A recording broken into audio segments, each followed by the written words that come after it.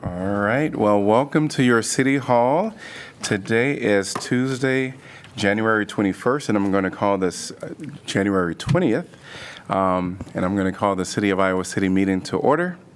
Roll call, please. Alter. Here. Burgess. Here.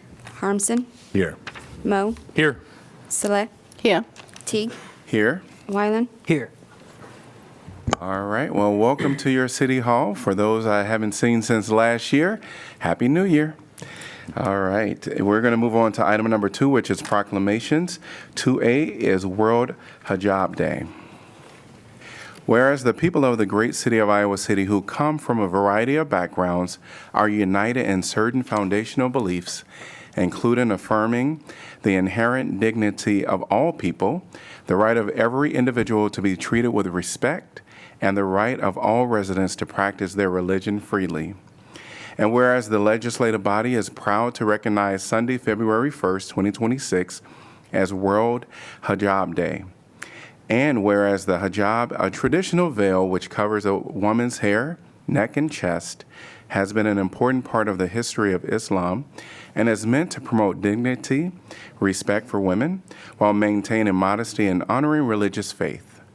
And whereas World Hijab Day was founded by Naza Khan as a day set aside for women of different cultures who do not normally wear the hijab to experience wearing one for a day, with the purpose of encouraging religious tolerance, cultural understanding, and intentional solidarity.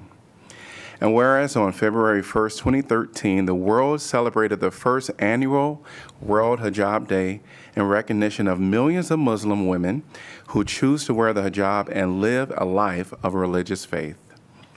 And whereas since its inception, World Hijab Day has included participants from communities around the globe. And whereas to combat prejudice, leaders within the American Muslim community continue to work diligently to demonstrate that wearing the hijab is a personal choice, a freedom and expression of faith, while also educating their fellow residents about Islam in meaningful and relevant ways. And whereas one of America's greatest strengths has been its ability to embrace diverse faith and allow individuals to express their beliefs freely. And in this spirit, World Hijab Day encourages understanding, acceptance, and mutual respect among all people. And whereas it is the sense of this legislative body to honor events that highlight the rich and diverse heritage of city, state, and national, while encouraging greater religious tolerance, respect, and understanding within our own community. Now, therefore, I, Bruce Teague, Mayor of Iowa City, do hereby proclaim Sunday, February 1st, 2026, to be World Hijab Day. Yes.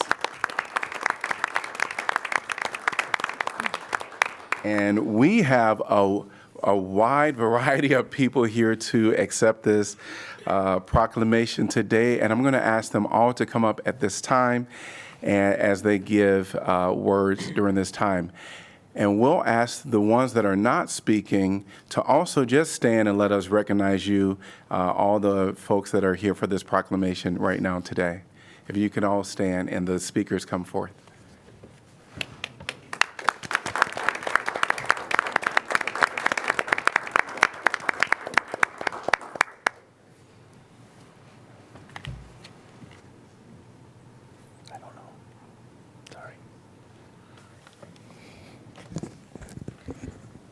Hello, City Council members and everybody. My name is Umne Ahmed, and I am a senior at West High School. We, as a Muslim community, are so grateful for this proclamation recognizing World Hijab Day. This moment will go down in history as one filled with so much hope. As a Black Sudanese woman who wears the hijab, my lived experience is rooted in my faith as well as my race. These two identities are both frequently misjudged, especially when fused together. Being a Black hijabi, as many of us are here today, we are often criticized first and understood later. But we still wear our hijabs with pride, the item of clothing that shows the world that we are resilient, strong, self-determined women.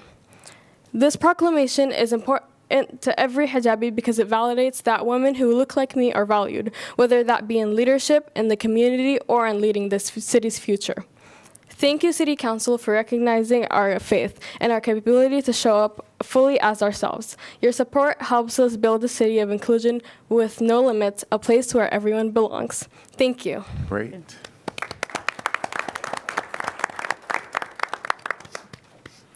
Good evening, City Council. It is a pleasure to be here tonight. My name is Spokme Muklis, and I live in Iowa City. I came here from Afghanistan in 2023. Receiving this proclamation recognizing World Hijab Day means so much to us. It represents recognition and understanding for Muslim women in our city. Moments like this affirm that our voices and identities are valued in spaces that shape our shared future. For those who may not be familiar, the hijab is not just a piece of cloth. It is a meaningful part of how many Muslim women engage with the world, grounded in faith, responsibility, and personal conviction. For us, it is a source of strength, confidence, and a deep sense of identity. As a woman that wears hijab, too often we are underestimated, judged, or whispered about before anyone takes the time to understand us. People sometimes assume that covering means limitation, but choosing modesty does not make us any less capable, intelligent, or valued. I have learned that even a simple conversation, a question asked with curiosity, can dissolve assumption and open door to understanding. Those small moments are quietly powerful. This proclamation encourages dialogue, respect, and inclusion. It reminds Muslim women that they are seen, supported, and respected in our city. And it reminds our community that diversity is not something to be understood, not feared of. On behalf of Mariam Girls Club and Muslim women in Iowa City, thank you for issuing this proclamation and for helping build a community where every person is welcomed, respected, and free to be who they are and who they aspire to become. Thank you. Great.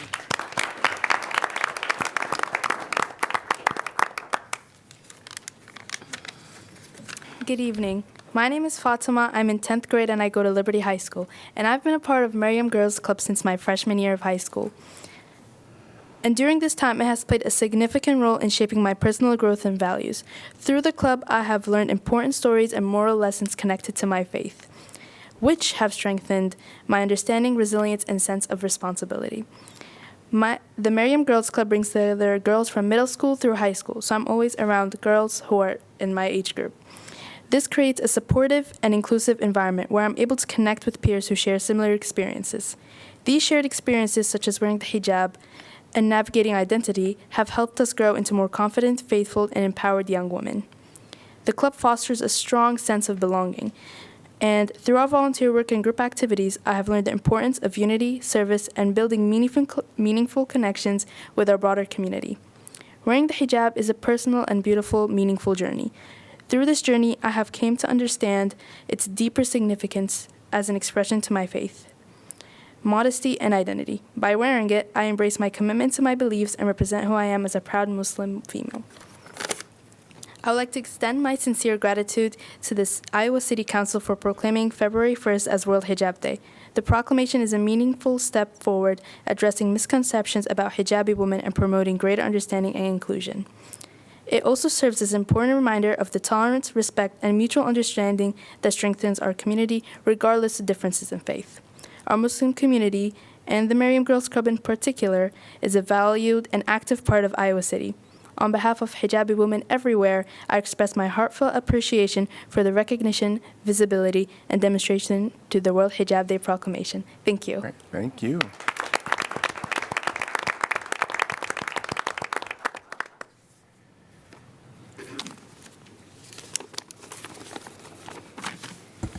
Well, good evening, everyone. Good evening, Mayor and Honorable Iowa City Council members. We are grateful to be back here once again as we consider the World Hijab Day proclamation. Tonight is especially meaningful as it aligns with the spirit of Dr. Martin Luther King Jr. Day, a day that calls us to honor justice, to honor dignity, and to honor liberation, and the courage to stand against injustice wherever it is. Dr. King reminded us that injustice anywhere is a threat to justice everywhere. That truth remains valid and alive today.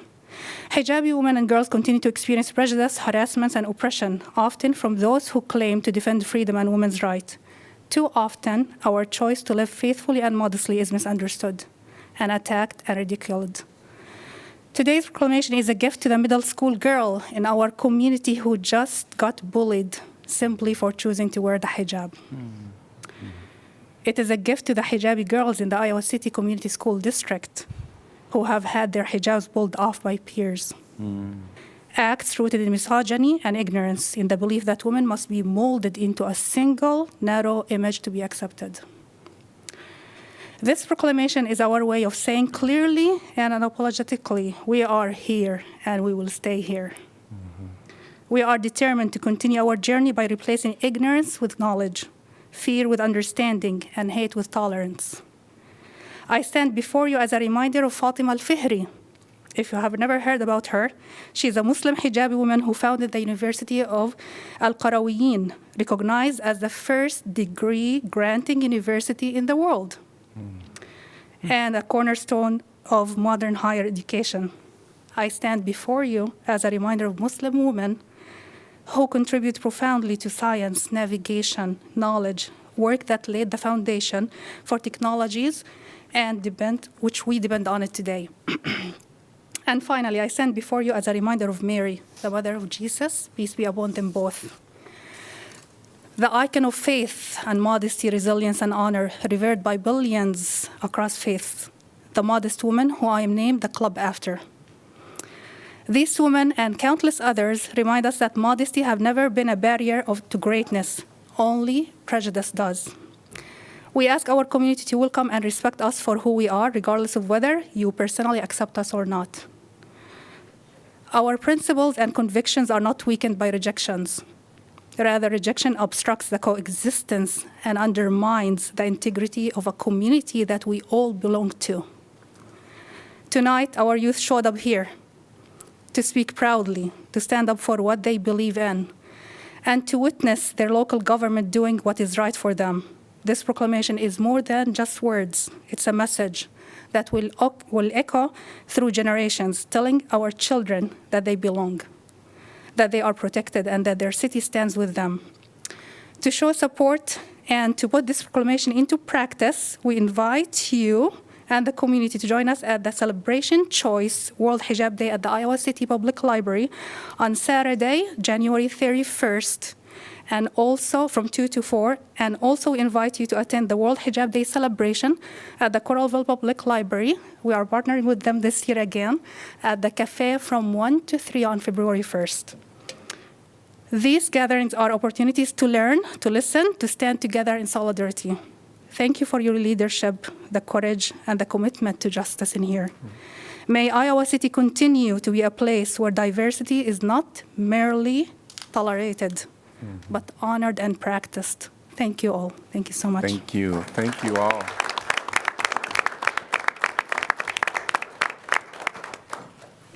These youth are our leaders of today. Good to have you all here today. All right, we're going to move on to item number 3, which is a special presentation. 3A is bird-friendly Iowa dedication. And come on up at this time.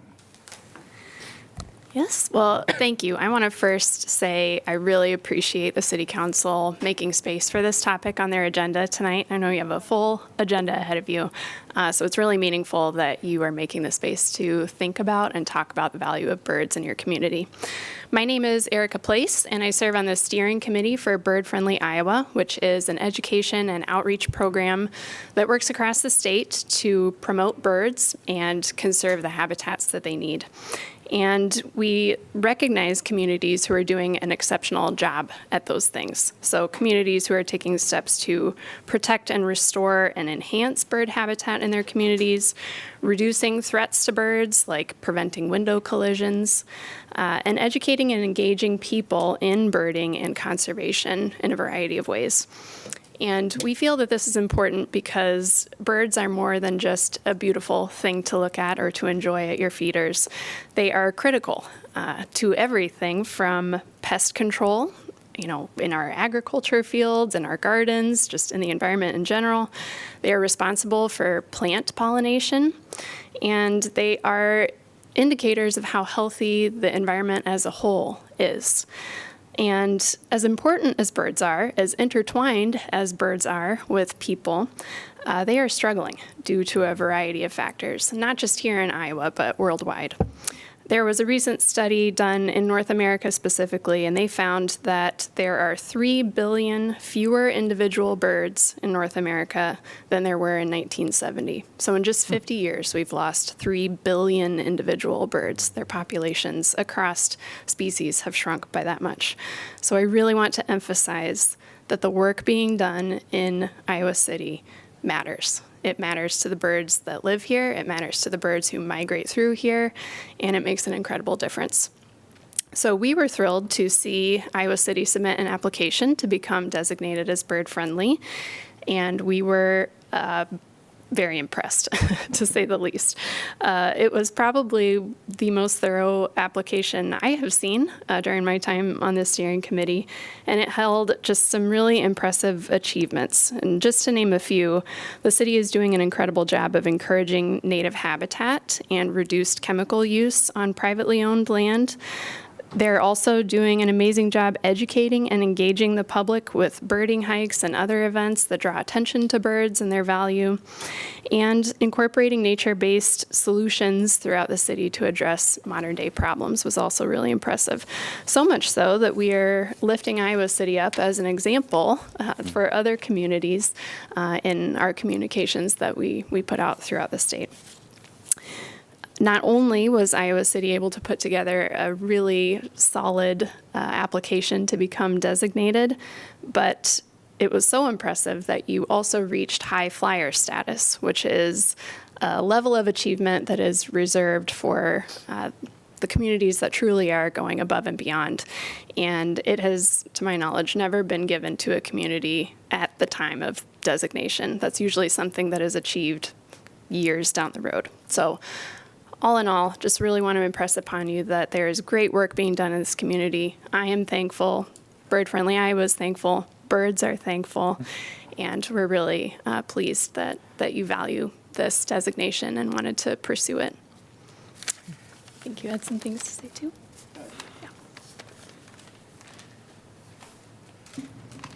And thank you. Welcome. Welcome. Good evening, everyone. Good evening. All right. My name is Seth Dudley. I'm a member of the Iowa City Bird Club, and I work for the Iowa City Parks Department. I wanted to thank you, council members, for the opportunity to speak this evening. And without your support, this would not have been possible. I'd also like to thank Julie Seidel-Johnson, Director of Parks, and Rec, as well as Tyler Baird, the Superintendent of the Parks, for all their work and help with this project. I'd like to thank Erica for coming down here from Des Moines to be part of this, and for my committee members and the Iowa City Bird Club for all of their help. I'd just like to say a few words regarding this high flyers certification that we have as a bird-friendly community. This designation is a validation of the hard work that the city, and in particular the Parks and Recreation Department, have put in over the last decade. This didn't happen overnight. It reflects years of thoughtful planning, stewardship, and commitment to our natural spaces. Some might ask why the certification matters. Simply put, what's good for the birds is good for us. Birds need clean air to breathe, fresh water to drink, nourishing food to eat, and open, healthy spaces to thrive. Those are the same things that human beings need. Our world is deeply interconnected, and by ensuring Iowa City is a healthy place for birds to raise their young, we are also ensuring it is a healthy place for our own children. In doing this work, we are taking care of future generations. This certification is also clear evidence that our tax dollars are working for the good of everyone who lives here, big and small. These investments benefit everyone who lives here, whether they notice it every day or not, from people to wildlife. They pay dividends far beyond their immediate purpose. For instance, Hickory Hill is a globally important bird area and one of the best places in the state to see migrating warblers in the spring. It is also a great place to take your dog for a walk or to take the kids sledding. Sycamore Greenway is home to breeding bald eagles, sandhill cranes, and ring-necked pheasants. But it's also the perfect spot to go for a bike ride after work. And at True Blood, you might be able to find migrating loons, avocets, or trumpeter swans, but you can also find the best sunsets in town. There's a lot of negativity in this world, and it's easy to focus on what feels broken or overwhelming. This recognition is proof that when a community works together, positive, meaningful change is possible. Small, consistent actions can make a big impact. Finally, this certification symbolizes what I believe makes Iowa City great. I feel privileged to not only call this community my home, but to also have the opportunity to work for the city and help be part of the solution. Thank you all for your hard work and support and your continuing efforts to make Iowa City a better place for all. Great. Thank you. Great. Thank you. Thank you, Seth, for sharing that. I also want to recognize two other folks who worked very hard on this application, Brenda and Linda here. And I have the pleasure of letting you know that you were officially designated as a bird-friendly community. And we'd love to get a picture to celebrate the moment. Absolutely. Absolutely. All right, council will come up here. Come over here and take a picture.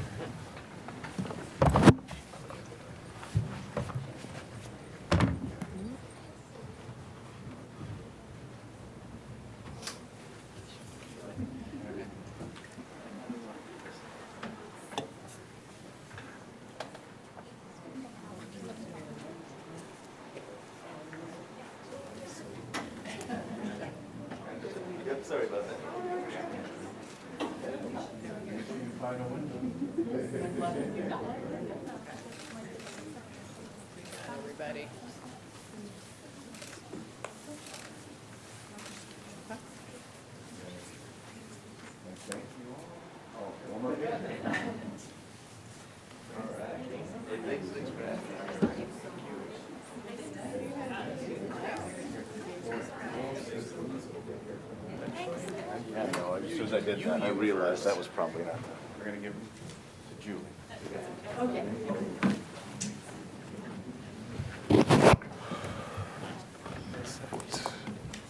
Consent.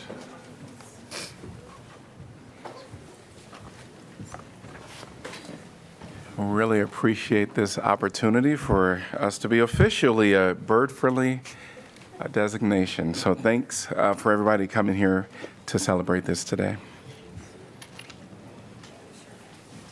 All right, we're going to move on in our agenda with items 4 through 8, which is our consent agenda. Could I get a motion to approve, please? Move, Saleh. Second, Burgess. Anyone from the public like to address a topic on our consent agenda? If you're online, please raise your virtual hand. Seeing no one in person or online. Council discussion. Roll call, please. Wyline? Yes. Alter? Yes. Burgess? Yes. Harmson? Yes. Mo? Yes. Salah? Yes. Teague? Yes. Motion passes 7-0. Could I get a motion to accept correspondence for items 8B and 8C? So moved, Wyline. Second, Mo. All in favor say aye. Aye. Any opposed? Motion passes 7-0. We're at item number 9, which is community comment. This is an opportunity for people to address items that are not on our agenda. I wanted to see if there's anyone here today that wants to address an item that is not on our agenda. Please raise your hand. All right, great.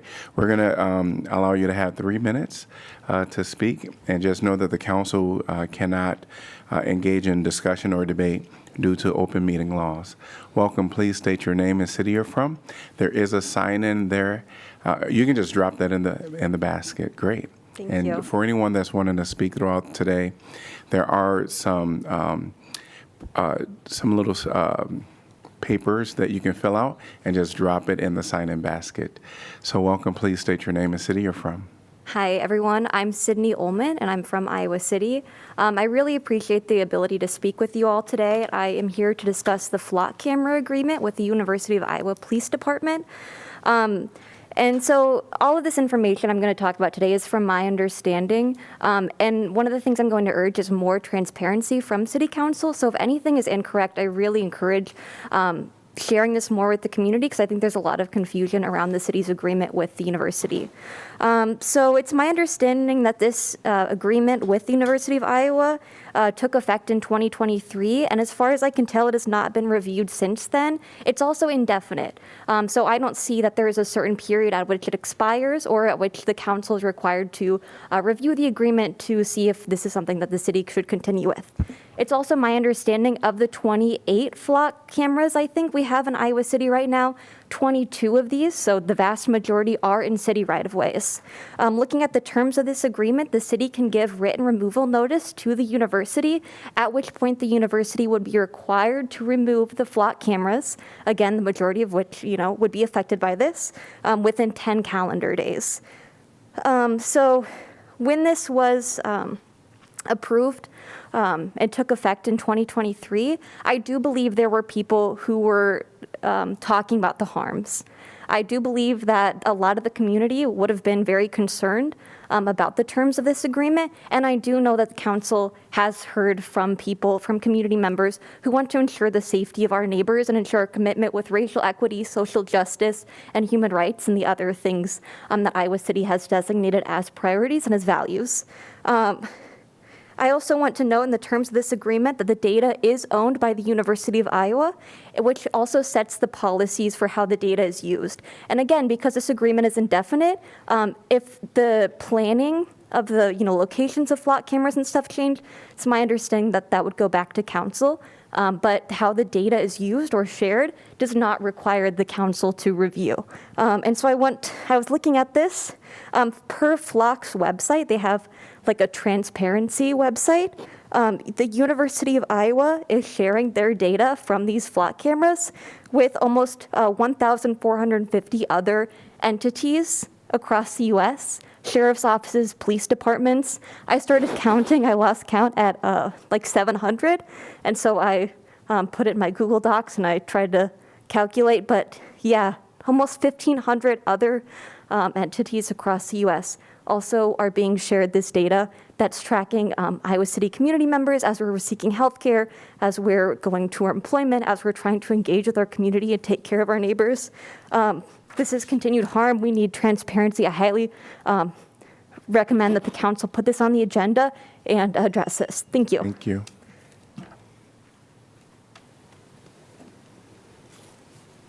Welcome. Hello. Please state your name and city you're from. My name is Abby Banks. I live here in Iowa City, and I'm also here to express my grave concern at the City of Iowa City's willingness to allow the University of Iowa Police Department to place 22 flock automatic license plate readers on city right-of-ways. Although these cameras may not be managed or contracted directly with the city, I find this agreement performative and disingenuous at best and deceitful at worst. Section 9-11 of City Code Ordinance expressly outlaws the presence of automatic license plate readers. So to allow the university to maintain those ALPRs that you all claim to oppose on city property is really deeply disturbing. According to the agreement between the city and university issued in December 2023, all you guys would have to do to terminate the use of flock cameras on city right-of-ways would be to give written notice of removal to the university. Within 10 days, they have to be gone. That's it. Flock claims that they don't share data with organizations like ICE without the express permission of the organization that they contract with, which in this case would be the University of Iowa Police Department.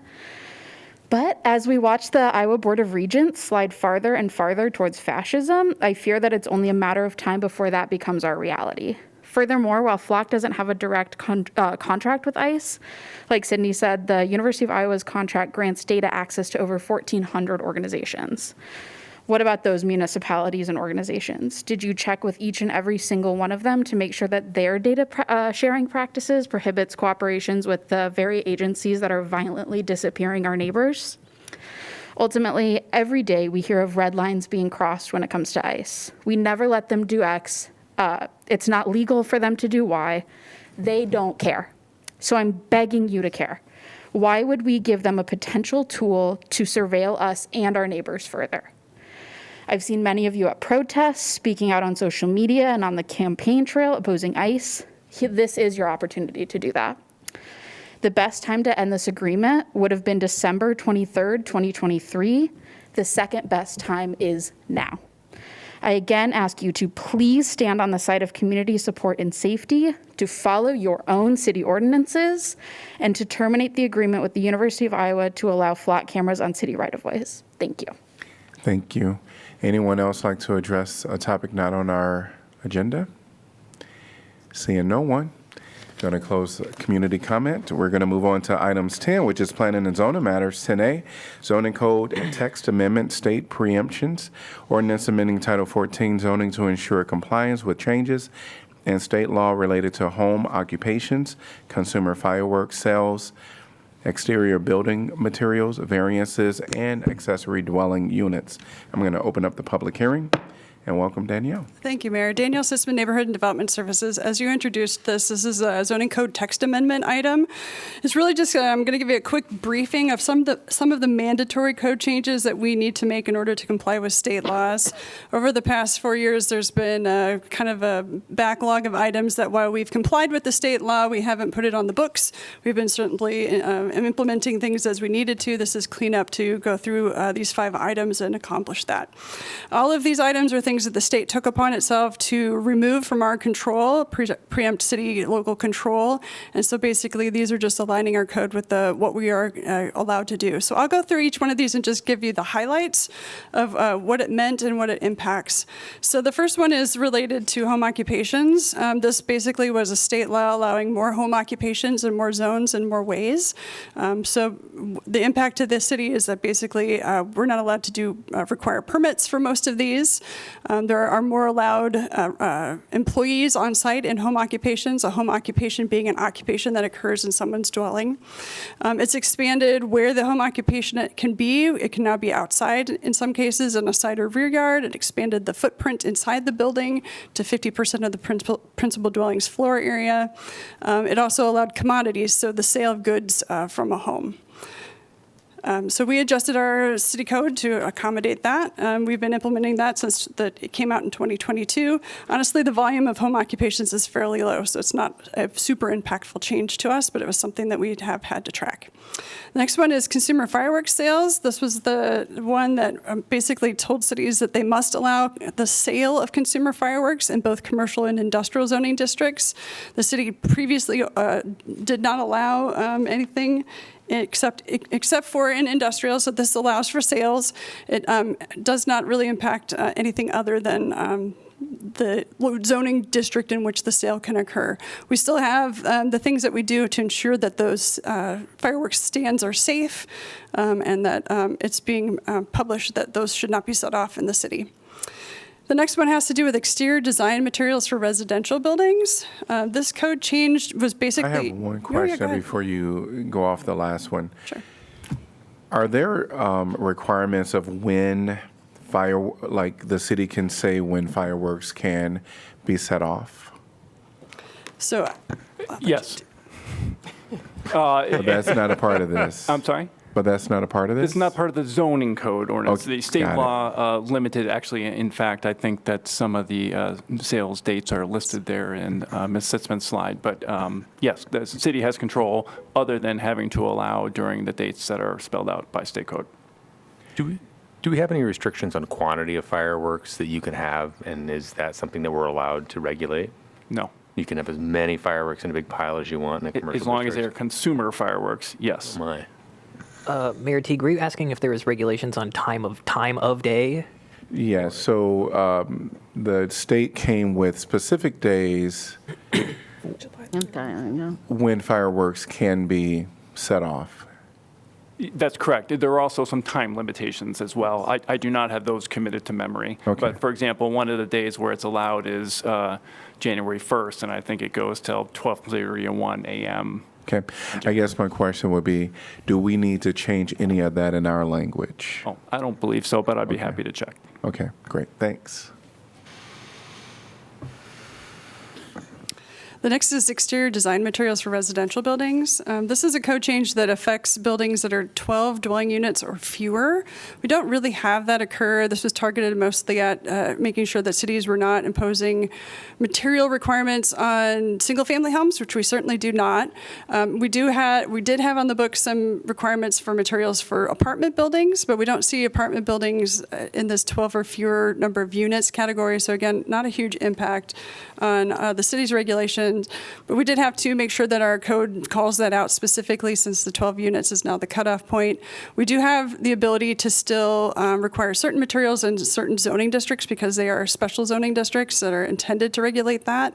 The intent of the state code was really to address single-family homes that were not in special zoning districts. So our overlay districts and our special zoning districts can still have design materials, and we can still regulate them on apartment buildings larger than 12 units.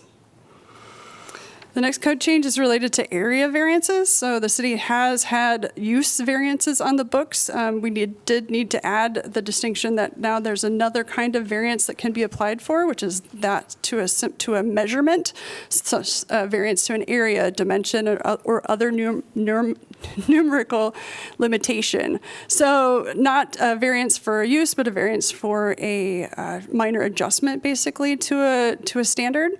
The criteria then needed to be added to our code that the state said would be the right review criteria for an area variance, and that is the practical difficulties standard. So we've added that to our code as well. Use variances are harder to obtain because you've got a lot of really specific criteria about hardship. This does not include that hardship standard. It's more of a practical standard. The next code change is related to accessory dwelling units. The state did follow our lead, honestly, and include statewide legislation that all cities should allow ADUs, accessory dwelling units, at least one on every lot where a single-family residence is allowed. It then also did prohibit cities from having restrictions on those ADUs, such as owner occupancy or parking requirements or size limitations and design standards. We had not quite gone as far as this in our own code changes, so we still had a renter owner restriction. The state has preempted us from doing that, so now a rental unit can also have a rental ADU. Basically, there's also a limitation on discretionary review, so making the process of getting a permit or to build an accessory dwelling unit is intended to be streamlined. So our code changes were in 2023, where we removed minimum parking requirements and then allowed ADUs to be developed with single-family homes. We also adjusted the sizes. What we needed to do now is adjust our sizing again to meet the state's requirements for how large of an ADU can be allowed on a lot.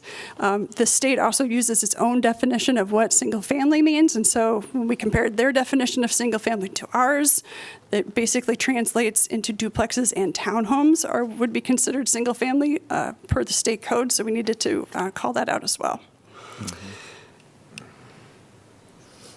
And I said the size adjustment, basically the ADU cannot exceed 1,000 square feet or 50% of the single-family resident, whichever is larger. So that's a little bit larger than what we had anticipated. I will say the previews, it sounds like maybe ADUs will come back into the state consideration again, so we may be adjusting these yet again if they preempt or tinker with their ordinance. So as I said, these are state law changes that have been in effect since 2023 to present. We're functionally implementing them according to state law. What we proposed tonight were the least amount of changes to our code to comply with the code, so we simply are implementing what's been handed to us by the state. The Planning and Zoning Commission recommended approval of these amendments at their December meeting by a vote of 5-1, and I'm happy to answer more questions if you have them.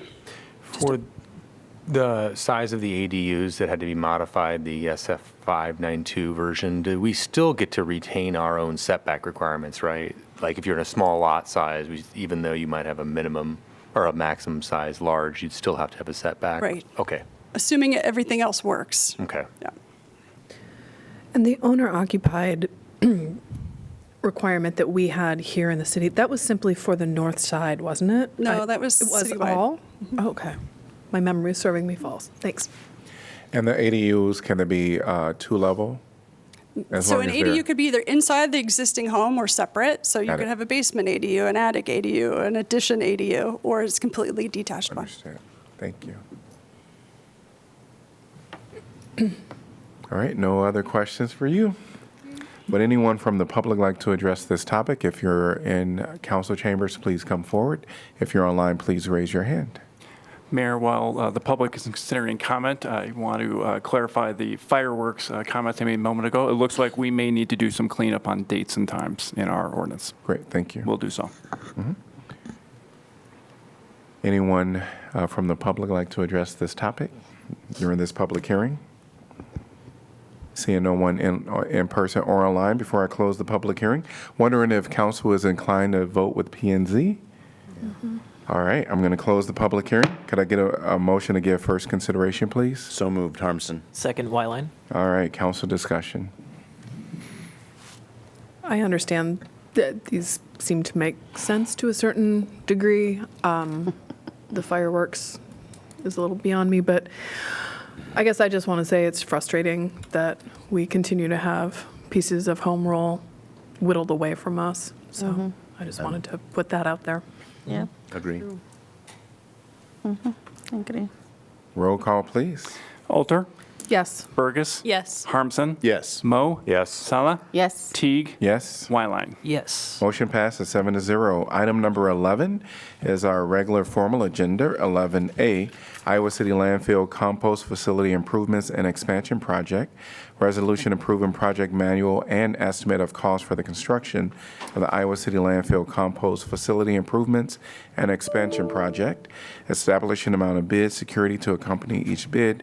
Directing city clerk to post notice to bidders and fixing time and place for receipt of bids. I'm going to open up the public hearing and welcome Joe.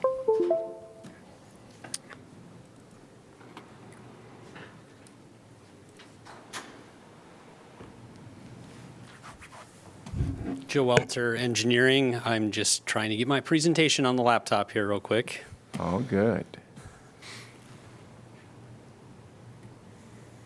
Oh, if it wants to do that. Okay, just open it off the thumb drive.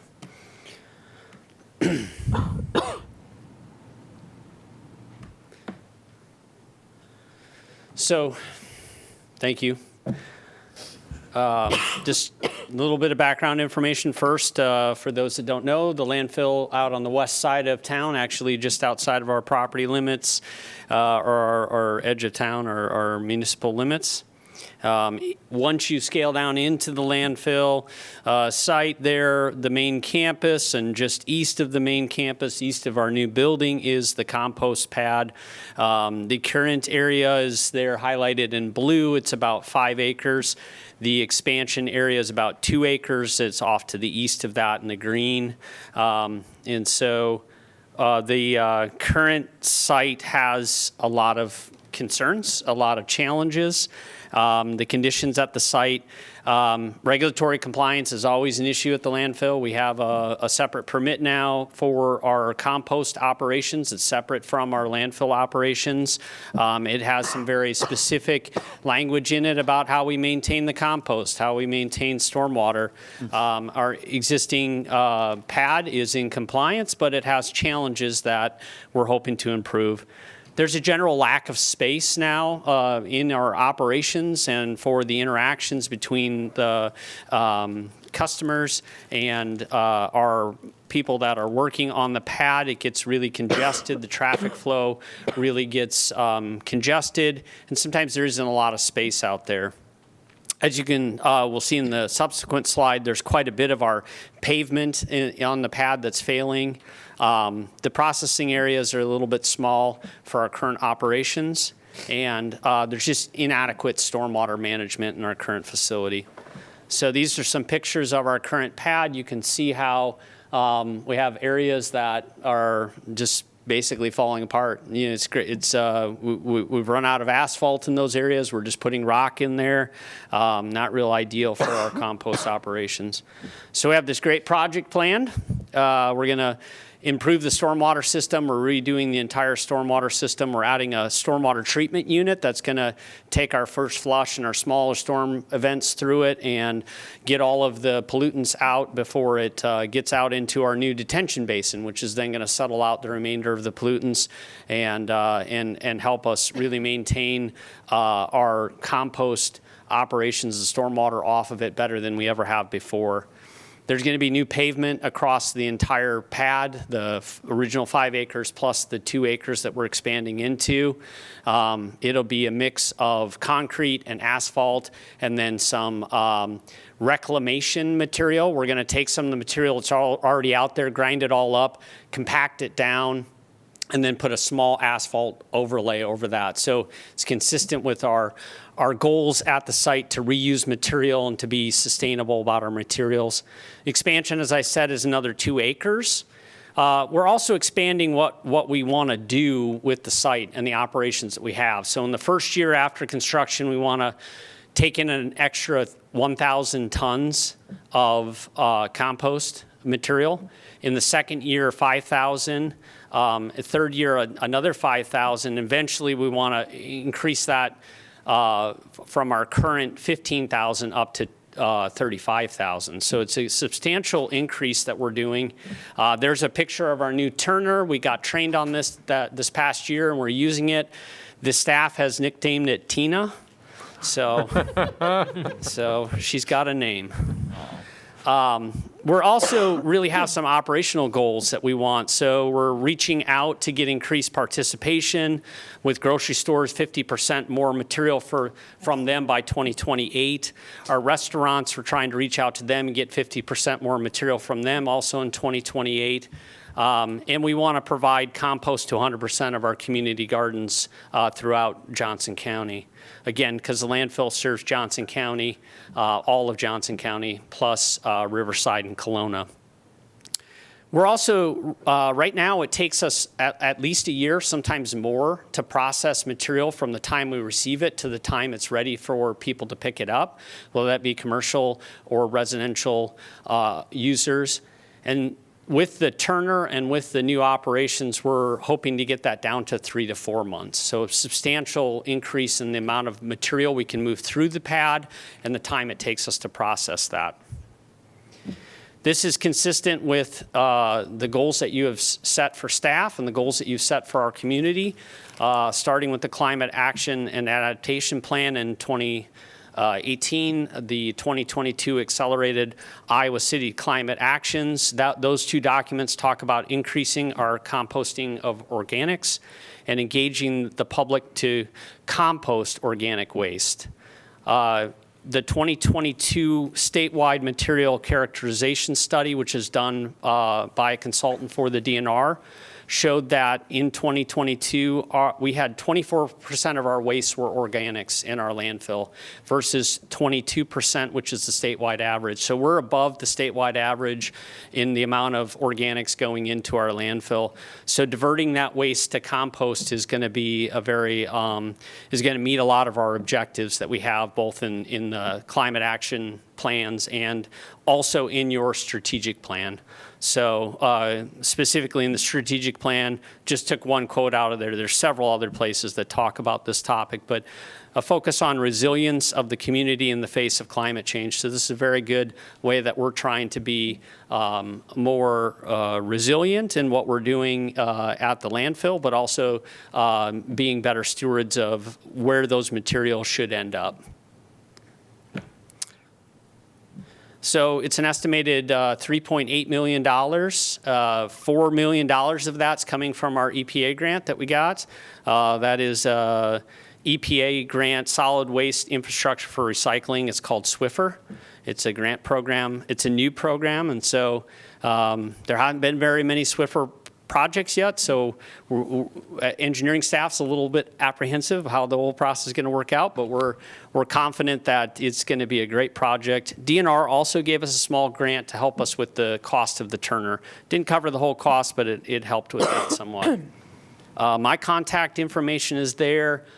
Shive Hattery is our consultant and our design team on this project, did an excellent job with this. Really excited to get the contractor hired and get going on this. Construction starts in April, and we should be done in August. Okay. Any questions? Regarding the goal of decreasing the amount of organics in the landfill and getting them in the compost pile or great, we're adding more capacity, but what's the plan to get more people to participate in the composting program and to get those organics out of the landfill? Yeah, so we have a bunch of outreach that is a part of our grant. So we're reaching out to schools and restaurants and grocery stores and all those kinds of things to try to work with existing haulers. So we're not going to be hauling this organic waste ourselves, but we're going to be working with them to make arrangements to get their waste to us so that we can process that through our composting process. Through the study that you guys, that the third party does for the DNR, can you identify where that organic waste is coming from, whether it's residential or commercial? Well, I mean, we have a little bit of a thought because we keep track of what comes across the scale. We know what vendors or haul organic waste, and so we have a little bit of thought on that. But really, what that waste characterization is doing is it picks a bunch of sites around the state. We've been picked the last 2 times. It's done every 5 years, so it'll be done again in 2027. And they take random loads and they start separating it out and characterize what the wastes are. So it's not a real enjoyable process to watch, but it does sort of give us a benchmark of where we stand versus other communities and versus the state averages.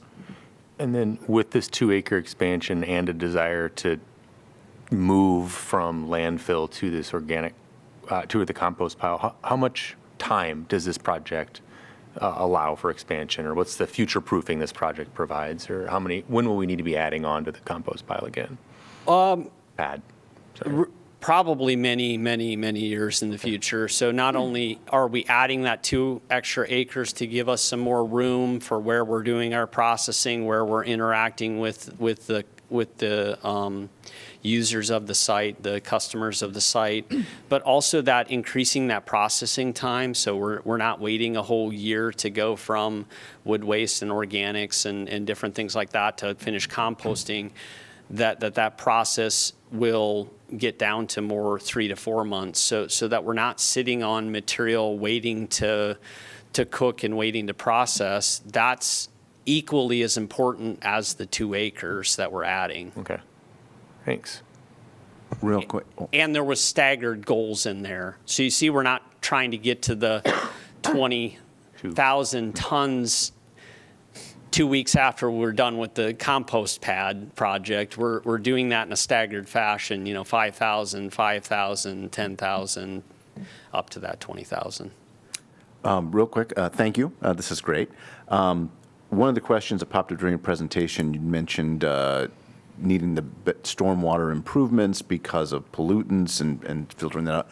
What pollutants come from this stream? Is there something involving with people not throwing away carefully enough, or what are we talking about? It'd be the same kind of pollutants that we might see in lots of other stormwater runoff around town. So anything that's small pieces of the compost to larger chunks of dirt or debris or different things like that. So we're not thinking about plastics or something like that. We do have a little bit of that sometimes, but that's not so much the concern because we grind the material and we process the material, and so it's more stormwater comes. You get a big, heavy storm event, those are going to go through a bypass, but the smaller, regular events are going to go through a treatment unit, which is a pretty standard practice, but we don't have that currently. So that's a huge improvement for the facility. That makes sense. Thanks. I remember a few months ago when we got that really good presentation at a work session. I believe it was a work session from Waste Management. And I was kind of blown away about how much food waste goes into the landfill, So it's great that we're expanding capacity and increasing outreach to try to increase people to compost. I was wondering, because just out of ignorance, what does the city provide in terms of residential composting? I'm just not entirely sure. Big yellow bin? There's 2 different bins that people can have access to, and the yard waste bin can have yard waste plus compost material in it. And so then we have a regular, basically, solid waste bin that people put out on the curb, but then they have newer bins that have single stream recycling and also a separate container then for their yard waste / composting. Okay.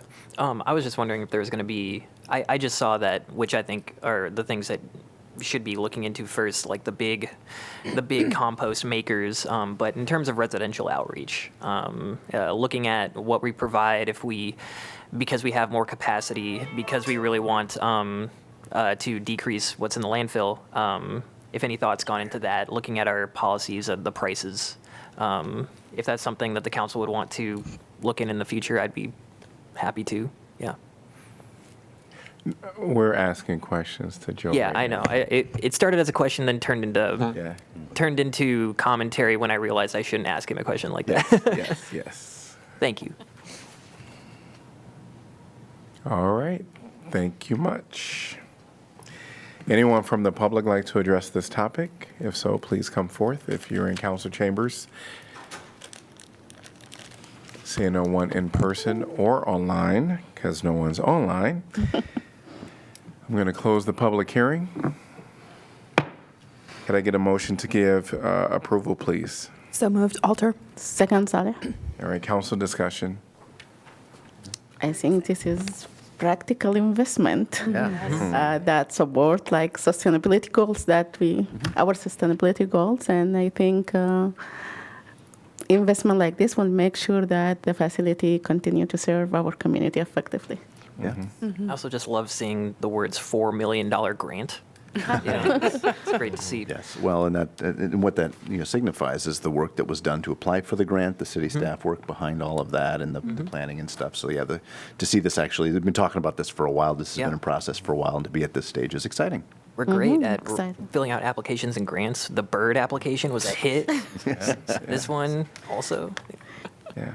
And I will echo the thanks to the staff for all their hard work at seeing this opportunity.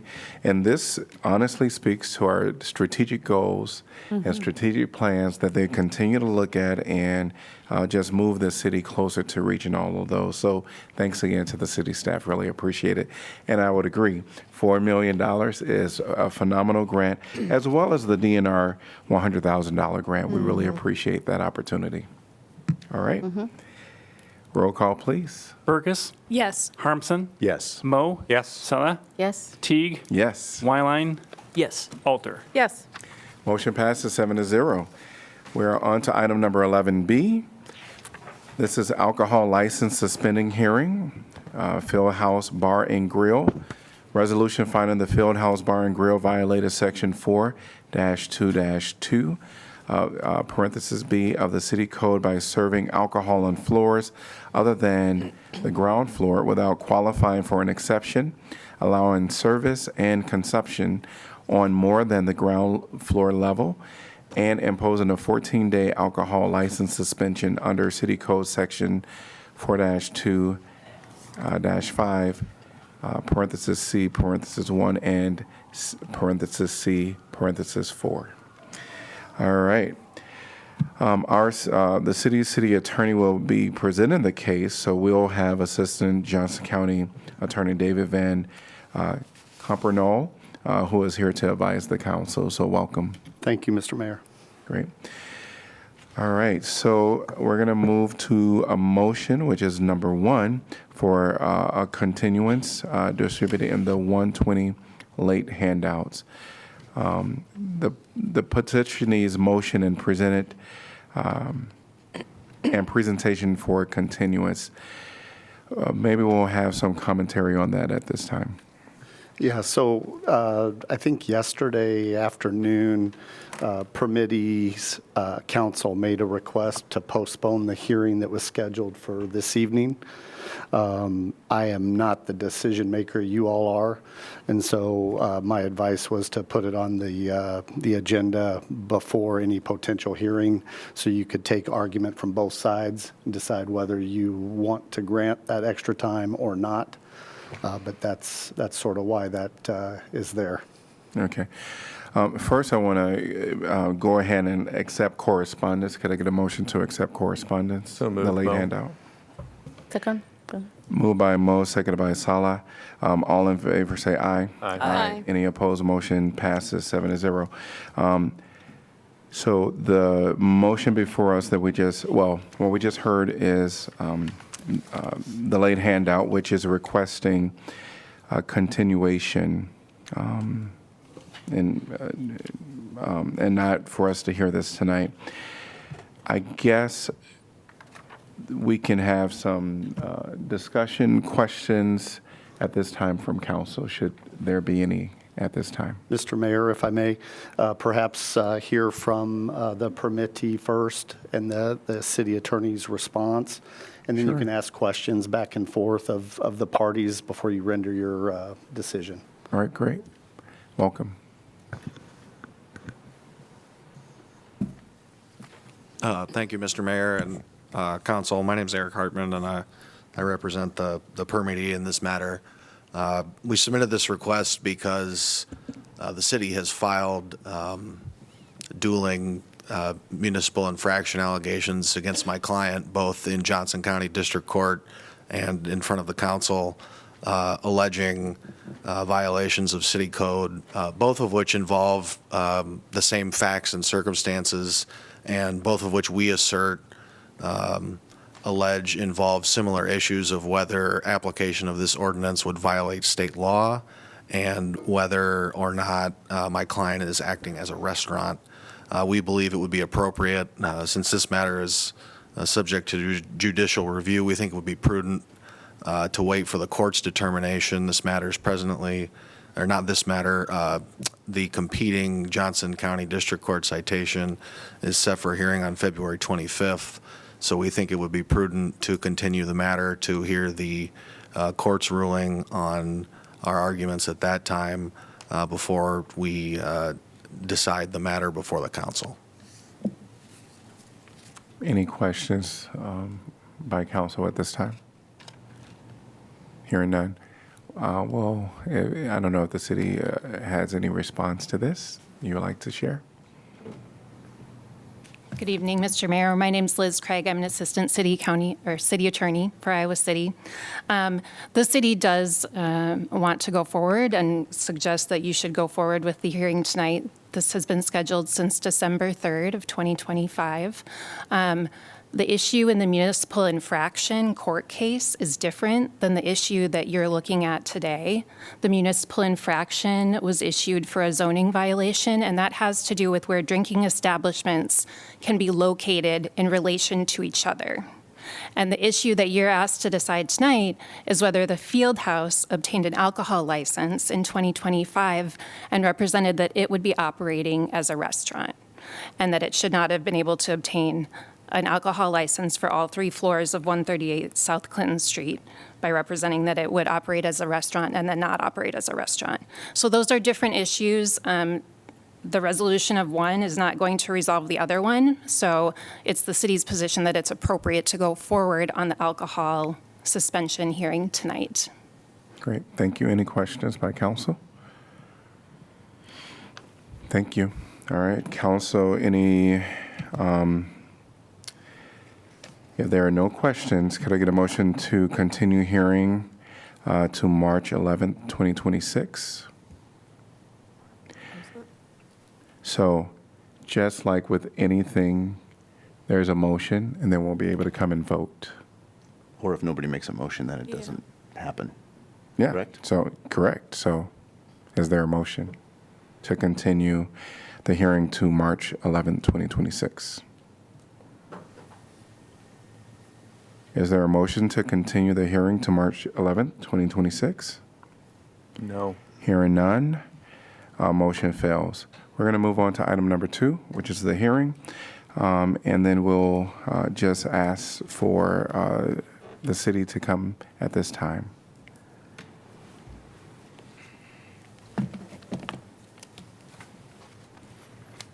Thank you, Mr. Mayor. Again, I'm Liz Craig, and I'm an assistant city attorney. I'm going to give you a brief overview about the legal background for this hearing tonight. The city managers here and Lieutenant Rob Cash from the Iowa City Police Department are also here if you have additional questions. First, I want to point out an error to you in the exhibits. There's an exhibit that's labeled Exhibit 16 and says it's a Daily Iowan article. It's actually an email from November 7th from the city manager to Mr. Barkalow and Mr. Hughes. I just wanted to make that clear to you in case you're clicking through your exhibits tonight as I give my presentation. The legal issue in front of you tonight is whether the Fieldhouse violated city ordinances by obtaining a license to sell and serve alcohol on all 3 floors of 138 South Clinton Street when it is not operating as a restaurant, as it said it would when it obtained its alcohol license in January of 2025.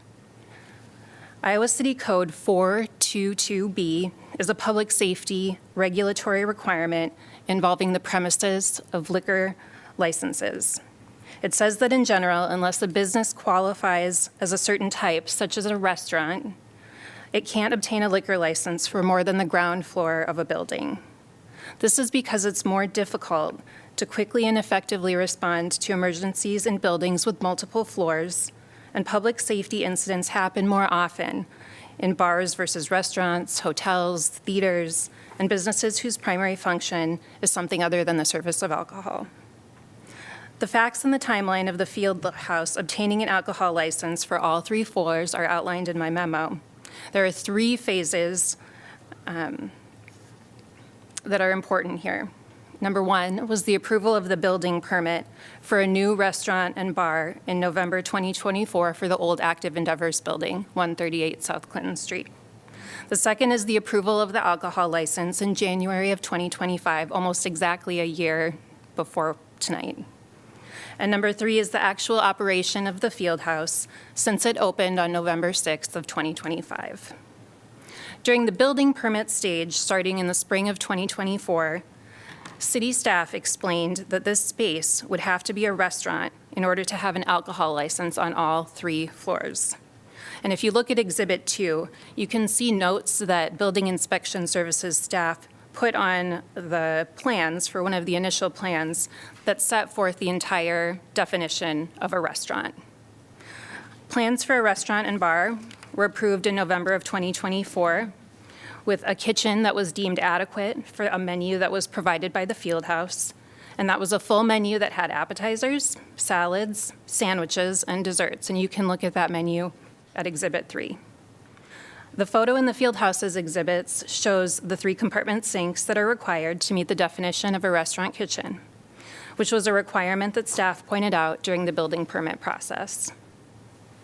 When the corporate owner of the Fieldhouse applied for a liquor license in January of 2025, it was again represented to city staff that this would be a restaurant.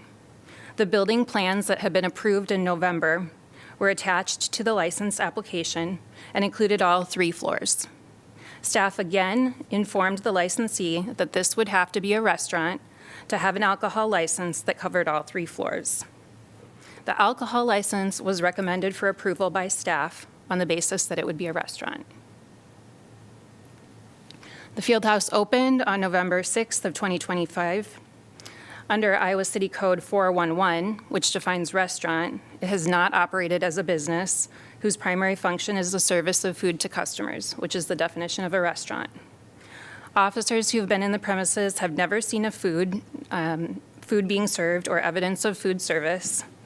Officers have been there at various times in the evening, in November on 5 occasions, in December 10 times, and have been there on 8 occasions in January so far. Officers have never seen a food menu. There's a document that says it's a menu in the packet of exhibits that the Fieldhouse submitted tonight. But officers have never actually seen a menu on the premises, and recently social media does not reveal the menu that we found were given in the packet as well. So it'll be new information to find out where that menu is actually located. As recent as January 16, when asked by an officer about what food was available, a bartender read what types of pizza were available off of the registered computer screen. But no physical menu was handed over to the officer at that time, and none could be seen. Fieldhouse staff has said that they don't have servers, and on at least one occasion, the bar staff was working as the kitchen staff, bar staff, and the door person. There's no dispute that the Fieldhouse has an adequate kitchen to be a restaurant, and you can see those sinks in the Fieldhouse's exhibits, but an adequate kitchen is just one factor in what makes a restaurant under the city's definition of a restaurant under 411. The business must still actually operate as a restaurant. The hours of food service available have been inconsistent and have not reached the 60% threshold that's required by the ordinance. The Fieldhouse advertises as being open from 6 o'clock p.m. and closing at 2 a.m., but staff has said the kitchen closes at 10 p.m. Once staff said that it opens at 9 p.m. There have been inconsistent hours of operation for the restaurant service. You can take a look at the social media posts and press articles that are in your exhibits from Exhibit 14 to 17. The Fieldhouse holds itself out as a bar, does not hold itself out as a restaurant. There's occasionally ads about pizza and hot dogs available. This evening, our office received a picture that was a poster, appears to be in the Fieldhouse window for $12 pizzas, but the test is whether the primary function is food service. And it's clear, I think, from the factors in 411 that the primary function is not food service. You can ask the Fieldhouse representatives tonight about the specifics of their restaurant business. For example, what are the days and hours that the kitchen is open? Where can customers find the food service menu? How does food get served with no servers? What percentage of sales comes from food? But tonight, the city's asking council to decide that the Fieldhouse has violated local ordinances in obtaining a liquor license for all 3 floors of 138 South Clinton Street because it's not operating as a restaurant as it represented. The suspension of the alcohol license requested is for 14 days, which is the time frame that staff has estimated would take to allow the Fieldhouse to transition its business from a bar to a restaurant and also provide accountability for previous violations. During that time, the Fieldhouse would be able to be open and conduct other lawful business, such as selling food, but it could not sell, serve, or allow the consumption of alcohol. Council's suspension, if it chooses to impose one, may be appealed by the Fieldhouse to the Department of Revenue, and the suspension would not go into effect until after that appeal had taken place. And the Department of Revenue, which now has the alcohol division in it, will hold its own hearing as well. Once again, the city recommends suspension, a 14-day suspension of the Fieldhouse's alcohol license. And I'm happy to take questions.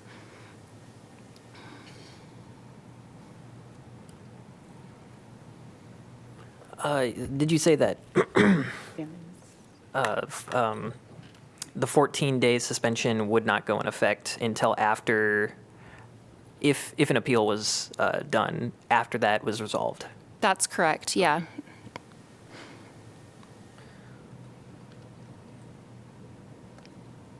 I can actually go through the evidence myself through the memos, but do you have an estimate of how many times, and this is in the early process with city staff, when there's the application to become a restaurant to get how many times staff talk about this is for what needs to happen for you to be a restaurant because there are 3 floors?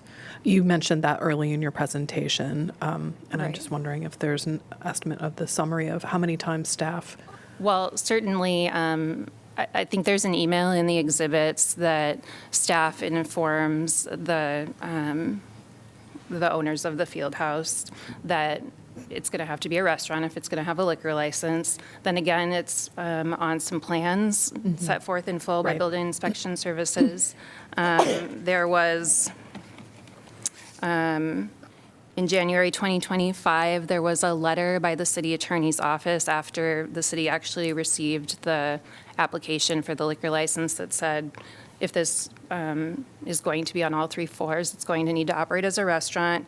In July 2025, this would have been still before the opening of the Fieldhouse. The city manager did send a letter once again reiterating that point. And then November 7th, which was the day after the Fieldhouse opened, once again, the city manager did send an email to the Fieldhouse with the same information. Thank you for the summary. So the 14-day suspension, if that, if it's passed today, certainly there could be an appeal. And if there's an appeal, then that 14-day suspension is halted, correct? That's correct. Okay. Yeah. Can you explain the appeal? Like when you say appeal, it just means like they just appeal again and prove that they are a restaurant and you give them the license back. That's what it is? So it would be an appeal of the suspension that council has imposed to the Department of Revenue, which is formerly the ABD. Okay. And then there's a process that occurs at the Department of Revenue where they make their own determination about the suspension decision. So this. Okay, then my question will be, this suspension, I just want to understand, this suspension now for 14 days, and after that, if they prove they are like a restaurant, they have menu, they have everything, they can have the license back? Or? Yes, it's just a suspension. It's not a revocation of the alcohol license. Sure. And if at the end of the 14 days, if they're not operating as a restaurant, as the code or their application, from what we see right now, has indicated, at the end of the 14 days, let's say there was no appeal, what happens at that point? I think that we would have to evaluate the facts and circumstances that existed at the time to see if there would need to be additional enforcement action taken, if I'm understanding your question, Mayor. Sure. So at the end of the 14-day, we're allowing time for them to essentially become a restaurant and show the evidence. But at the end of the 14 days, if that doesn't take place, then does it just end? And they get to operate within their license, because this council would have only allotted for 14 days. Is there something that we should be considering should they not come into compliance? Right. So I think if you approve the 14-day suspension tonight, it will only be for 14 days. You could approve a suspension for longer than that, but I think whatever suspension you do approve tonight, that's going to be the amount of time, and there won't be the ability later on to extend it. If staff goes in, I think we would probably have to take additional enforcement action at that point. Okay. I just have a quick, I guess, fact question. As I look at the building permit application, I see, or excuse me, the permit plans, I see lots of tables and chairs, which is kind of a hallmark of a place that serves food. I can't tell from the social media photos, are those tables and chairs in the space with menus and food service on them, or? We haven't seen evidence of tables and chairs with menus and food service. There are high top bar tables, not traditional dining seating like you would expect at a restaurant. Does it match even close to what's in the application? I have not gone through to match up table for table exactly what's there. I can tell you there are tables within the establishment, but it's not dining seating like you might see at a sit-down restaurant, Okay. Just a couple things just to make sure for complete clarity. When city staff about a year ago, I think you said this, I just want to nail it down. City staff gave us the recommendation for us to pass this liquor license that we did pass. That was based on things like the menu that was listed as one of the exhibits that lists what you would think of as a typical restaurant menu, right? Not just 2 or 3 items, but a full menu, correct? Right. So the city receives the alcohol application. We didn't receive a menu as part of the alcohol application. The menu was received as part of the building permit process to make sure that the Fieldhouse had an adequate kitchen to run a restaurant. Right, okay. And so those plans were then approved for the restaurant in November of 2024, and those plans were attached to the alcohol application in January of 2025, and that's what city staff recommended for approval for all 3 floors of that space. Okay. Thank you. Welcome. If we had known that the circumstances as they exist today if we'd known it was going to play out this way, would staff have recommended the issuance of the liquor license for multiple floors? No, the application was approved and recommended by staff to be approved based on the representations that this would be a restaurant. And I think that's where the menu becomes important. Staff was presented with a menu during the building permit process that appeared to be a full restaurant menu. And if staff had known that there wouldn't be food service, that was the primary function of this business, staff wouldn't have recommended approval of the alcohol license application because, at that point, or at least not for the 3 floors, at that point, the Fieldhouse would not have been in compliance with the premises requirement in 422B. And at that time, it was called New Restaurant, not Fieldhouse. It was not called the Fieldhouse at that time, but the corporate owner has remained the same throughout. Okay. Yeah. Here are no other questions. Thank you. Thanks. All right. We'll invite you up to speak at this time. Thank you, Mayor. As I mentioned before, my name is Eric Hartman, and I represent the permittee in this matter. The Fieldhouse has been an Iowa City institution for a long time, and my client has put in a significant amount of resources and effort to revive it. The city simply cannot suspend its alcohol license tonight because it's been operating as a restaurant, contrary to the claims of the city's attorney.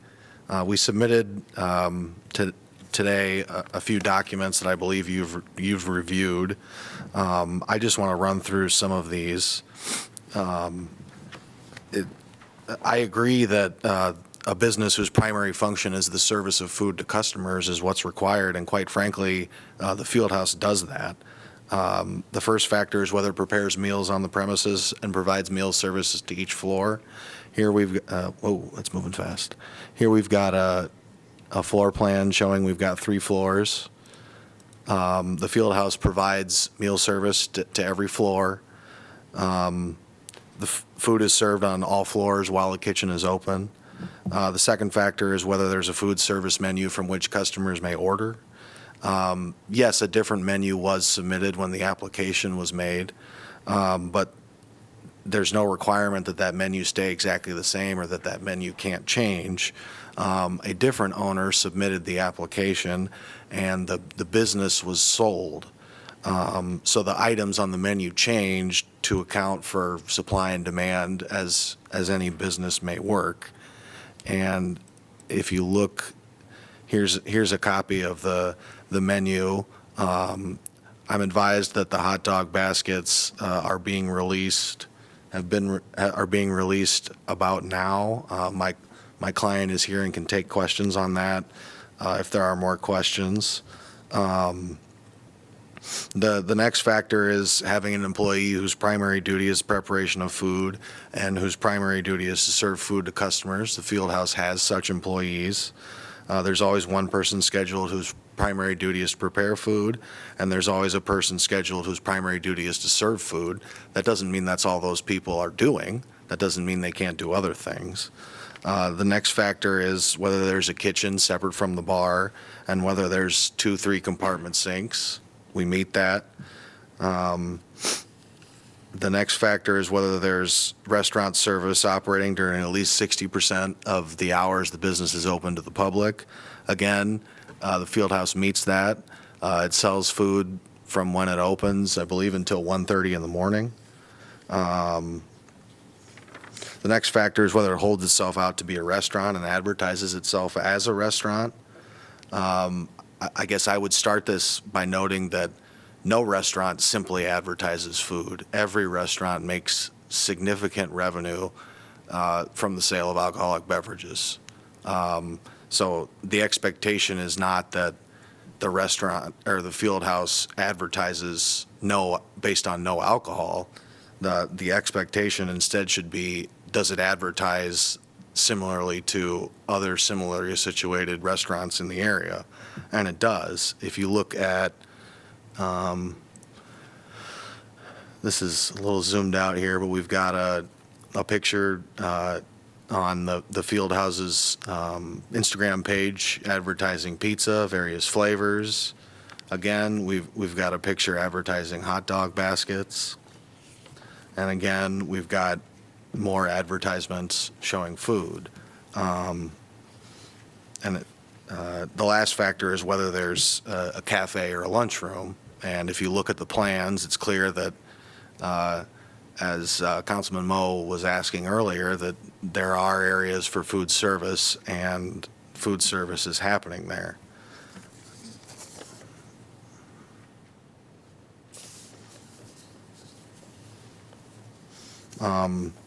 I guess secondly, there are a few legal issues with the council's request to suspend the liquor license. I don't have a copy of it here with me today, but Iowa Code Section 123.39 subsection 2 does give local authorities the power to adopt ordinances or regulations for the location of retail alcohol license establishments, and but that's limited to say that those ordinances cannot diminish the hours during which alcoholic beverages may be sold. And we believe that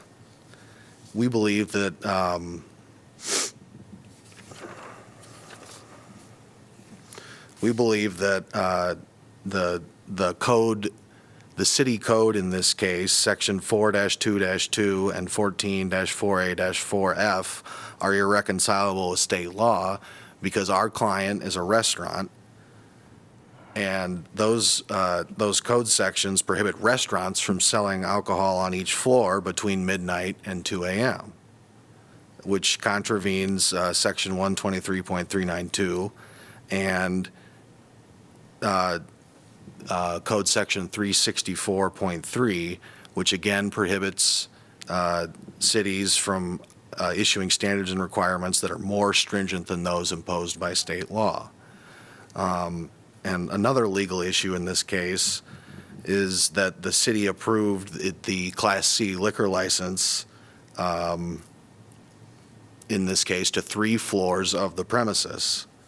And the city here is seeking to enforce section 4-2-2B, saying that restaurants, but not drinking establishments, drinking establishments, but not restaurants, can operate on multiple floors.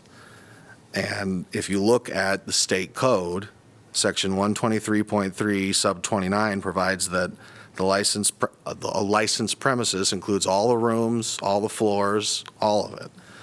And by trying to enforce 4-2-2B, the city is wrongfully seeking to prevent my client from serving alcohol on all floors of the premises. And again, that is contrary to the scheme contemplated by section 123.492, which sets forth the time that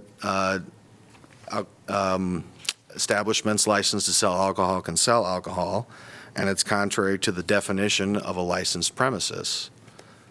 So we think those are legal issues that prevent the council from enforcing section 4-2-2B against the Fieldhouse. Finally, we wanted to note for the record that other similar establishments do sell alcohol on multiple floors and have not had these issues. We note that Reunion Bar, Double Tap, Summit Bar, and The View are all areas and establishments that sell alcohol on multiple floors and continue to operate today. In response to some comments made by the city attorney, officers who stop by the Fieldhouse are not there all the time. They stop by infrequently, presumably based on issues with patrons. The staff aren't here to answer questions. My client is here to answer questions about what food may be sold, when it may be sold, when the kitchen is open. Media articles simply describe and rephrase things. They are not direct evidence of what's actually happening. The advertisements in this case speak for themselves. And there's no requirement under the city's code section that the city attorney seeks to enforce today, saying that a percentage of sales is required to show that you are a restaurant.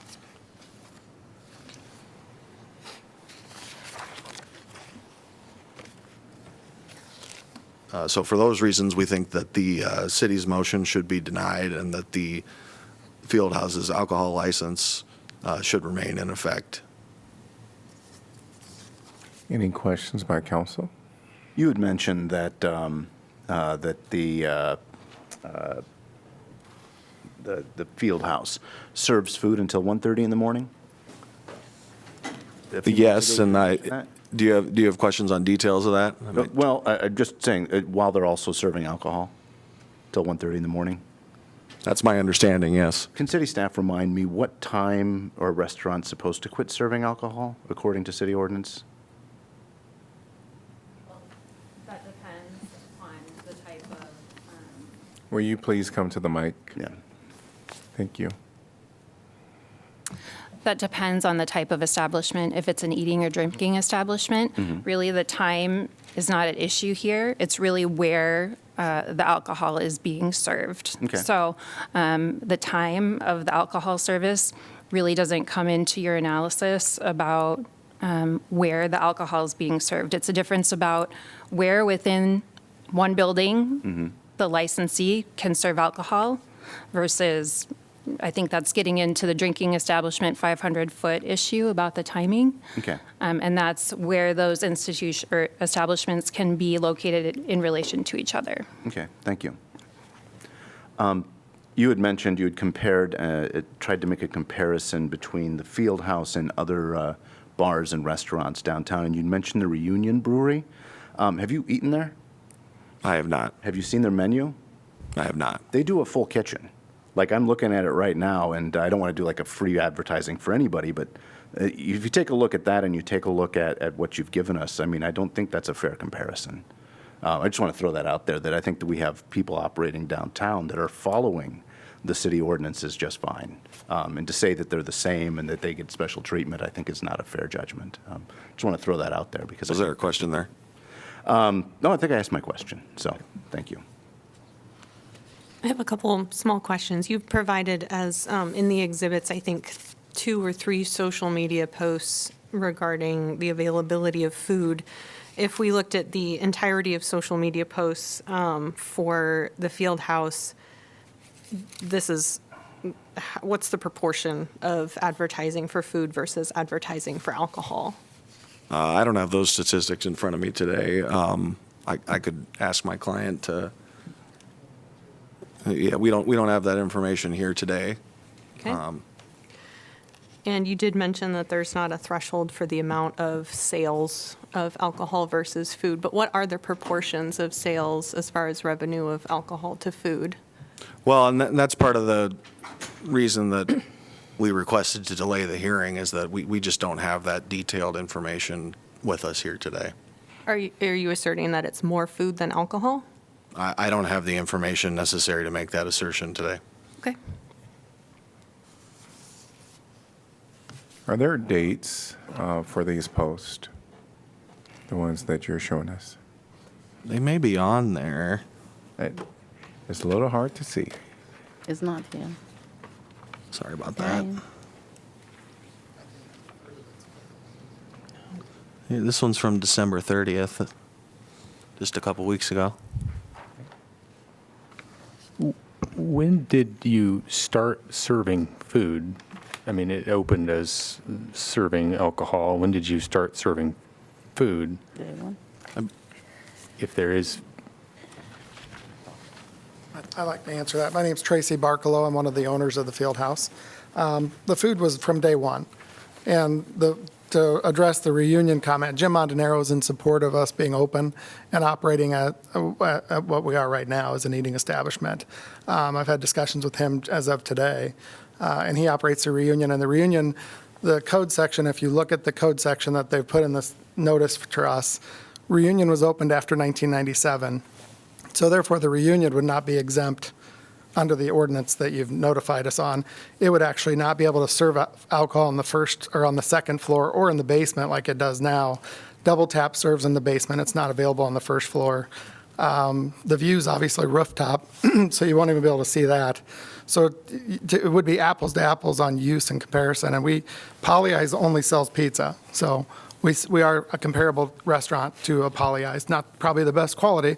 We're working on it, but we do sell pizza just like Polly-Eyes Pizza does. is it your principal business to sell pizza? Yes, it is. And we're working on making it better. I have a question about food preparation. Latza Matza is a frozen pizza from Hy-Vee.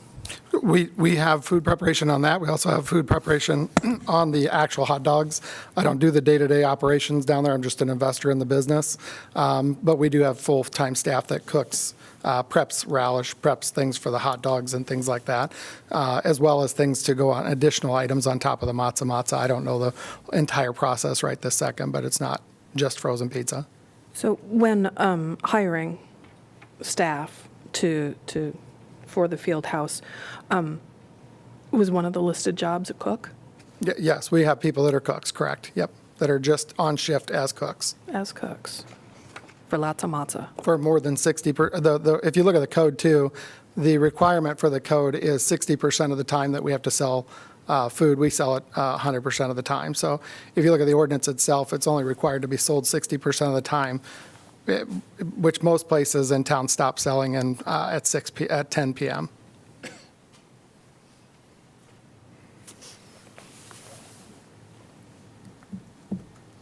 Hearing no other questions. Thank you.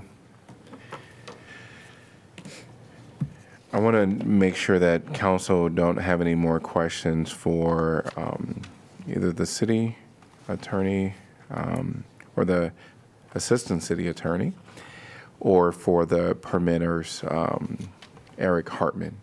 Any other questions for either of them at this point? Okay, all right. I'm going to ask for a motion for approval, please. So moved, Harmson. Second, Wyline. Okay, council discussion.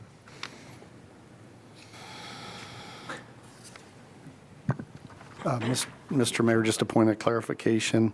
The motion to approve is a motion to approve the resolution that's in your packet. Right. Can we maybe redo the? Oh, it's just to make it clear? Yeah, all right. So I'll just restate the motion. So could I get a motion to approve the resolution that is, that's in our packet? Which would be for the 14-day suspension. For the 14-day suspension, correct. So moved. Moved by Harmson, Second. seconded by Burgess. All right. Okay. And then council discussion.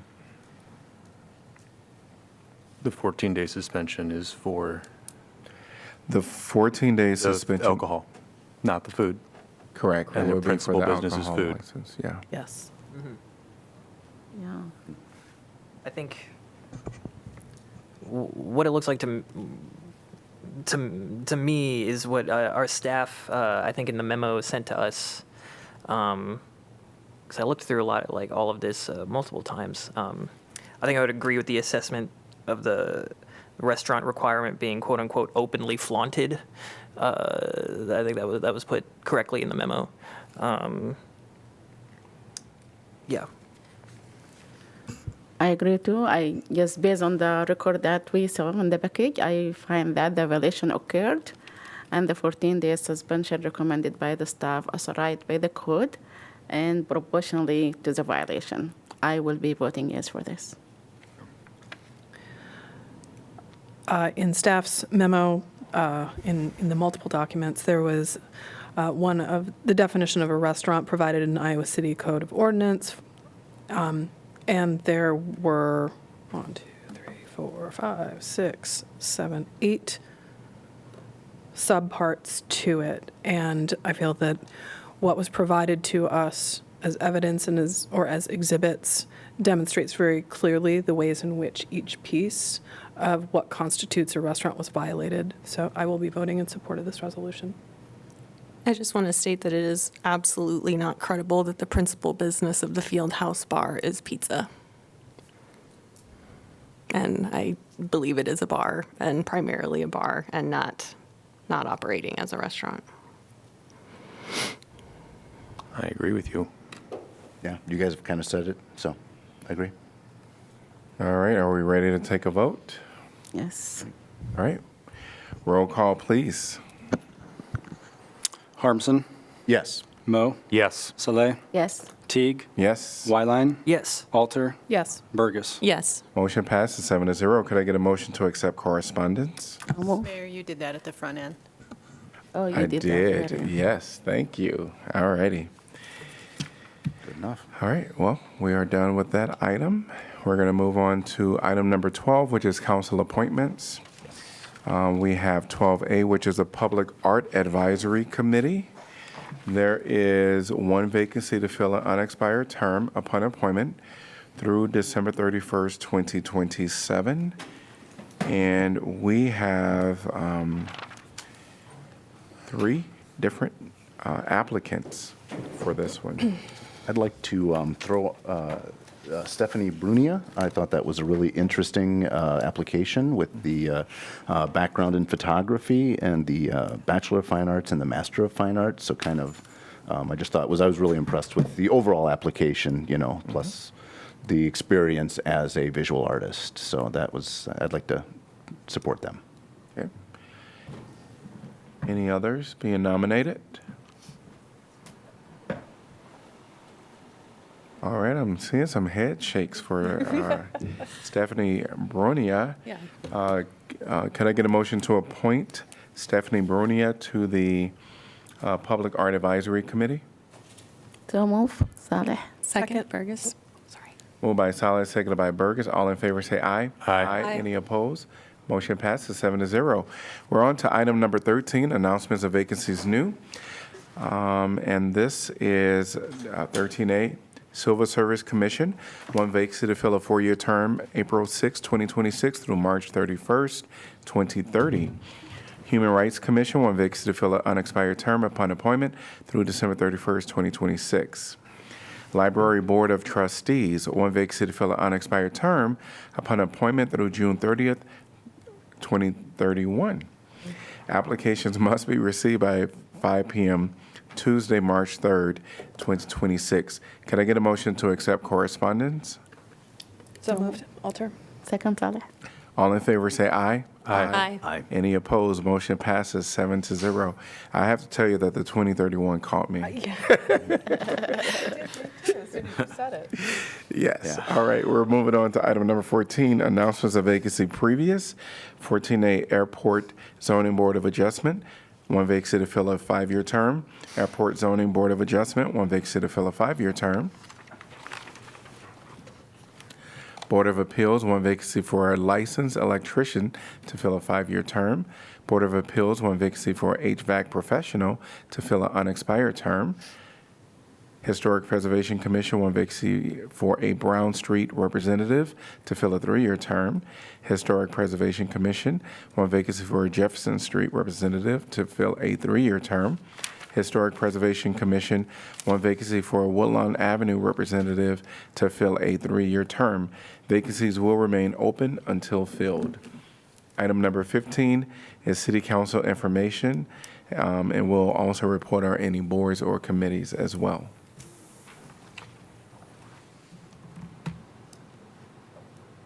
I would just mention that yesterday was Dr. King's Day, and there was a lot of opportunity for celebrating the life of Dr. King as well as commemorating the legacy, as well as a lot of community togetherness, and it really felt good just to be engaged with a lot of folks from various backgrounds, and it was great celebrations all day. On that, it was really wonderful to be at the Senior Center as well as Mercer, but the Senior Center was able to kick off its Future Afro Fest. Black Futures Fest, I think. Thank you. That is going on for the whole month upcoming, and actually I took special note of it because there's going to be an art opening on February 14th there, and it's all 3 floors are going to have art. I came in from the parking ramp, and so I came in on the 3rd floor, and they had just finished putting up some installations of both watercolors and then mixed media. That was already stupendous. And then when I got down onto the ground floor where there were some activities, they were starting to put in some sculpture and clay work, and this is only the beginning. So it's going to be very exciting on the 14th, not to mention throughout the month where there's going to be a lot of different activities. So it was tremendous, and it was incredibly peaceful and calm and awesome because we got to make a little mural, do art. To paint. Agreed. So big props to Latasha Deloche. Absolutely. Yes. All right. We'll move on to item number 16, reports on items from city staff, city manager's office.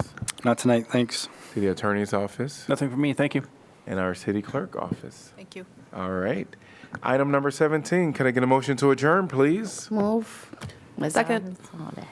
Moved by Sala, seconded by Alter. All in favor say aye. Aye. Any opposed? Motion passes. We are adjourned. Enjoy the evening. Yes.